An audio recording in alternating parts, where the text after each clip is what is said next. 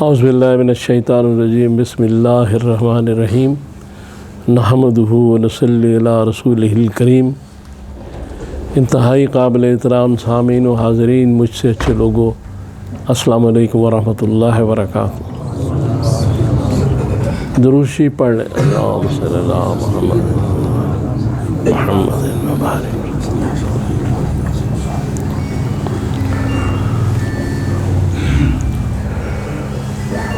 حدیث پاک میں ہے کہ رسول اللہ صلی اللہ علیہ وسلم فرمایا کہ مسکین یا فقیر وہ نہیں ہوتا جو ہر دروازے پہ جائے اور ایک ایک کھجور مانگے، بلکہ وہ ہوتا ہے کہ جو صرف اپنی ضرورت کے لیے سوال کرتا ہے۔ مفہوم اس کا یہ ہے، اور جب اس کا وہ ضرورت پوری ہو جاتی ہے پھر وہ واپس چلا جاتا ہے، یعنی سوال کو، کسی سے کچھ مانگنے کو وہ اپنا پروفیشن یا پیشہ نہیں بناتا۔ ضرورت کے وقت ایک مسلمان بھائی دوسرے مسلمان بھائی سے کوئی بھی سوال چیز کر سکتا ہے، کچھ چیز مانگ سکتا ہے، ضرورت ہو، لیکن اس کو پیشہ بنانا، یعنی جیسے ایک آدمی مزدوری کرتا ہے اس کا پیشہ ہے، ایک آدمی حجامت کرتا ہے اس کا پیشہ ہے، اسی طرح یہ بھیک مانگنے کو پیشہ بنانا، اس کو رسول اللہ صلی اللہ علیہ وسلم نے ناجائز قرار دیا ہے اور یہ غلط ہے۔ پروفیشنل بیگر جو ہیں ان کی گنجائش نہیں ہے۔ اصل میں بات یہ ہے کہ جو کئی دفعہ آپ نے اخباروں میں پڑھا ہوگا، میری انفارمیشن میں بھی ہے باتیں، آپ نے بھی سنا ہوگا کہ بعض لوگ جو بیٹھے ہوتے ہیں کسی خاص جگہ پہ اور وہ لوگوں سے بھیک مانگتے ہیں، تو پتہ چلتا ہے کہ ان کی بسیں چل رہی ہیں، پتہ چلتا ہے کہ ان کا تو بہت کاروبار ہے، یہ تو ایسے ہی یہاں بیٹھے ہوئے ہیں۔ تو سوال یہ ہے کہ جب غنا آ جائے، یہ بھی حدیث پاک میں ہے، تو جب غنا آ جائے تو پھر ختم ہوگی بات، اور جب غنا نہ ہو تو ٹھیک ہے، یہ بھی ایک حدیث کا مفہوم ہے۔ پھر اس کے بعد بعض لوگ اگر کسی سے سوال کرتے ہیں، مانگتے ہیں، تو وہ اگر دے دیتا ہے ٹھیک ہے، لیکن اس کو زچ کرنا، اس کے پیچھے پڑ جانا، اس طرح اگر کوئی حاصل کرے گا پیسے تو رسول اللہ صلی اللہ علیہ وسلم نے اس کو حرام قرار دیا ہے۔ لہذا یہ ساری چیزیں ہمیں ذہن میں رکھنی چاہیے۔ ایموشنلی بلیک میل کر کے، جذباتی طور پر کسی کو وہ بلیک میل کر کے یہ پیسے حاصل کرنا دوسرے کے، اللہ تعالیٰ نے اگر تندرستی دی ہے، ہاتھ پاؤں ہیں، ہٹا کٹا آدمی ٹھیک ٹھاک ہے، تو وہ محنت مزدوری کر سکتا ہے، کام کر سکتا ہے۔ کوئی اگر معذور آدمی ہے یا کوئی آدمی کام نہیں کر سکتا یا کوئی فاقہ مست ہے، اس کے گھر میں بھوک ہے، پریشانی ہے، یا کسی کی کوئی چیز کسی وجہ سے فلڈ سے کہ تباہ ہو گئی ہے، وہ ایک بالکل علیحدہ مسئلہ ہے۔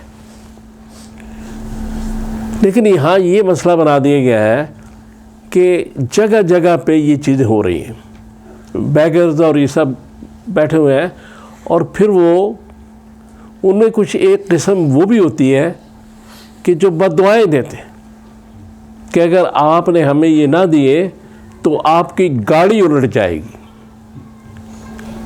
یعنی گاڑی الٹانا تو کسی اور کا کام ہے، بھئی تمہاری کیا حیثیت ہے؟ اگر اتنی تمہاری حیثیت ہوتی تو سڑک پہ بھیک مانگتے، کیسے گاڑی الٹا سکتے ہو؟ وہ تو اللہ تعالیٰ کی طرف سے ہوتا ہے، کوئی سبب بن جاتا ہے، کوئی چیز بن جاتی ہے، لیکن کام سارے اسی کی طرف سے ہوتے ہیں۔ اس طرح بد دعا دینا، یہ ساری چیزیں، اور ہم چونکہ ہمارے اندر کچھ ایمان کی کمی، دوسری وجوہات کی بنا پر ہم اتنے ڈرے ہوئے ہوتے ہیں کہ ہم وہ فوراً کام کر دیتے ہیں کہ شاید اس کی بد دعا نہ لگے. تو بد دعا تو صرف وہ اسی مظلوم کی ہوتی ہے، اس کی آہ سے ڈرنا چاہیے. لہذا یہ جو عام ایک سلسلہ چل پڑا ہے کہ بغیر کسی کام کیے پیسہ حاصل کرنا، اور اس میں یہ ایک پروفیشن بن گیا.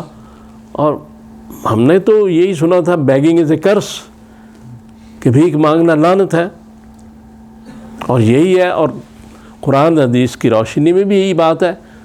کسی کی مدد کرنا علیحدہ بات ہے، کسی سفید پوش آدمی کی، کسی دوسرے آدمی کی اگر آپ کا دوست ہے، جاننے والا ہے، تو آپ اس کی مدد کر سکتے ہیں. وہ اگر آپ سے سوال کرتا ہے تو جائز ہے، چونکہ آپ اس کے دوست ہیں، اسے اسلام منع نہیں کر رہا.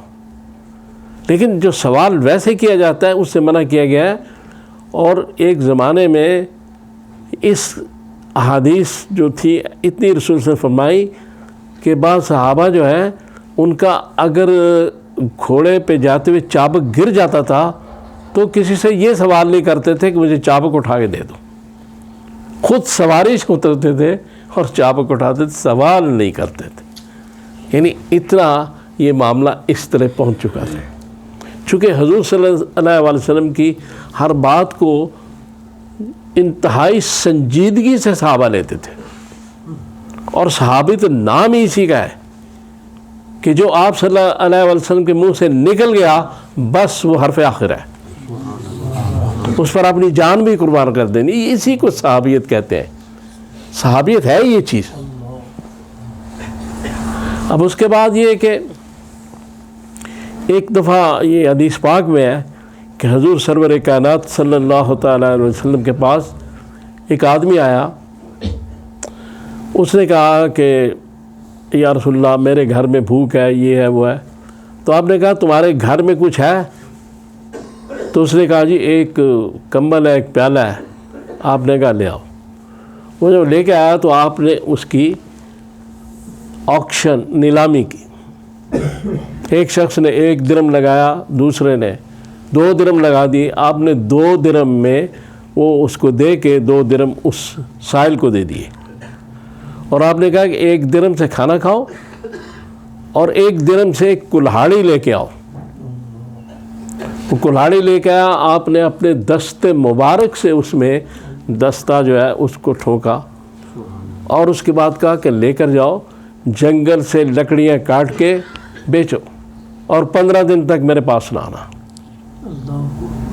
15 دن وہ لکڑیاں کاٹ کے بیچتا رہا. تو جب آیا تو بڑا خوش تھا. آپ صلی اللہ علیہ وسلم فرمایا کہ کیا بات ہے؟ کہنے لگا جی میں اپنے بچوں کو بھی کھانا کھلایا، پھر میرے پاس یہ پیسے ہیں، سارا معاملہ. تو یہ حضور سرور کائنات صلی اللہ علیہ وسلم کی تعلیم ہے کہ جو اوپر والا ہاتھ ہے وہ نیچے والے ہاتھ سے بہتر ہے. اس لیے یہ جو عام پیشہ ور بھکاری ہیں جو کام بھی کر سکتے ہیں، ایک شخص ہے وہ کام کرتا بھی ہے، سب کچھ ہوتا ہے، اس کی نہیں پوری ہوتی، چلو اس کے دوست سے کسی سے وہ ایک بالکل علیحدہ مسئلہ ہے. لیکن جو پیشہ ور بھکاری ہیں جنہوں نے اس کو اپنا پروفیشن بنایا ہوا ہے، وہ یہ کام کر رہے ہیں اور پھر بد دعائیں بھی دے رہے ہیں. اور یہ سارے معاملات ہیں. بھئی اگر بد دعا دیتے ہو تو اپنے لیے دعا کر لو، چلو تمہارا ہی کام ٹھیک ہو جائے. اگر تمہاری بد دعا سے کسی کا بیڑا غرق ہونا ہے تو اپنا بیڑا تار لو نا. تو اس لیے یہ ان چیزوں سے پرہیز کرنی چاہیے. ہمیں جو دین نے بتایا ہے اس کی وجہ یہ ہے کہ اس میں ایک چیز جو بڑی اہمیت کی حامل ہے کہ اللہ تعالیٰ نے قرآن میں فرمایا لقد خلقنا الانسان فی احسن تقویم، کہ بڑی اونچی اس کی اٹھان ہے انسان کی بہت، اور اس کا بڑا شرف ہے. تو وہ جو شرف انسان کا ہے، لقد کرمنا بنی آدم، جو عزت اللہ نے دی ہے، وہ جو شرف ہے، اس شرف کا تقاضا یہ ہے کہ اس کو قائم رکھا جائے، اس کو مینٹین رکھا جائے. اللہ کے سوا کسی کے سامنے نہ جھکا جائے، نہ اللہ کے سوا کسی سے مانگا جائے، اور اگر مانگنا بھی ہے تو اس کے طریقے رسول صلی اللہ علیہ وسلم نے فرمائے ہیں، اس کے مطابق ہی سوال کیا جا سکتا ہے، اپنی ضرورت کسے بیان کی جا سکتی ہے، وہ ہمدرد کوئی دوست ہو آپ کی ضرورت پوری کر دے گا، یہ سب جائز ہے۔ لیکن اس کو ایک پیشہ بنانا، جو حضور سرور کائنات صلی اللہ علیہ وسلم فرمایا کہ جو ہر گھر میں جا کے ایک ایک کھجور مانگتا ہے، تو پھر اسے کیا یہ ساری چیزیں سامنے۔ تو ہم نے یہ نہیں دیکھنا کہ ہمیں کسی پہ رحم آ رہا ہے نہیں آ رہا، ہم نے یہ دیکھنا ہے کہ حضور صلی اللہ علیہ وسلم کی تعلیمات کیا ہیں، وہ فرما کیا رہے ہیں، اس کے مطابق چل رہا ہے۔ اس لیے ان ساری چیزوں سے ہمیں اب باہر نکلنا چاہیے۔ تو اللہ تعالیٰ مجھ پہ آپ پہ سب پہ مہربانی فرمائے، ہمیں دین کی سمجھ عطا فرمائے۔ تو اللہ سے دعا کریں کہ جو میں نے باتیں کی ہیں وہ میں اور آپ سب اس پہ اللہ تعالیٰ ہمیں عمل کرنے کی توفیق عطا فرمائے۔ صلی اللہ تعالیٰ علی خیر خلقی محمد و آلہ و اصحابہ اجمعین برحمتہ۔